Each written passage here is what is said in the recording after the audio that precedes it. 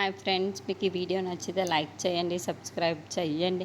అక్షయ్ వాళ్ళ నాన్న ఇంటికి చాలా సంతోషంగా వచ్చి ఇంట్లో ఉన్న వాళ్ళందరినీ పిలుస్తూ ఉంటాడు. ఆ మాటలు వినగానే ఇంట్లో ఉన్న వాళ్ళందరూ అయితే అక్కడికి వచ్చి, ఏంటి నాన్న ఇంత సంతోషంగా ఉన్నారు అని చెప్పేసి అడుగుతూ ఉంటారు. ఆ మాటలు వినగానే అక్కడున్న అక్షయ్ వాళ్ళ నాన్న అయితే, నువ్వు జైలుకు వెళ్ళిన తర్వాత మన కంపెనీకి వచ్చిన ఆర్డర్స్ అన్నీ కూడా వెళ్ళిపోయాయి కదా, ఇప్పుడు మళ్ళీ అవన్నీ మనల్ని వెతుక్కుంటూ మన దగ్గరికి వచ్చాయిరా అని చెప్పేసి చాలా సంతోషంగా చెబుతూ ఉంటాడు. ఆ మాటలు వినగానే అక్కడున్న పల్లవి అయితే ఒక్కసారిగా షాక్ అయిపోతూ ఉంటుంది. ఏంటి మళ్ళీ వీళ్ళందరూ ఎంత సంతోషంగా ఉండడం నేను చూడలేకపోతున్నా చెప్పేసి అనుకుంటూ ఉంటుంది.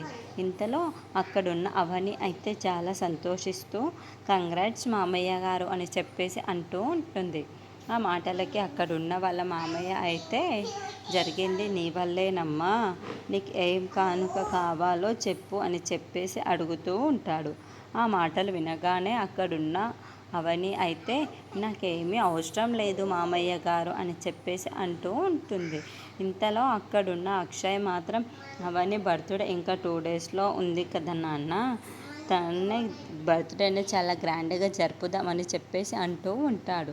ఆ మాటలకి అక్కడున్న వాళ్ళ నాన్న అయితే, సరేరా, అవని బర్త్డేని చాలా గ్రాండ్గా జరపాలని నేను కూడా డిసైడ్ అయ్యాను, తన బర్త్డేని చాలా గ్రాండ్గా జరుపుదాం అని చెప్పేసి అంటూ ఉంటాడు. ఆ మాటలు వినగానే ఇంట్లో ఉన్న వాళ్ళందరూ అయితే చాలా సంతోషిస్తూ ఉంటారు.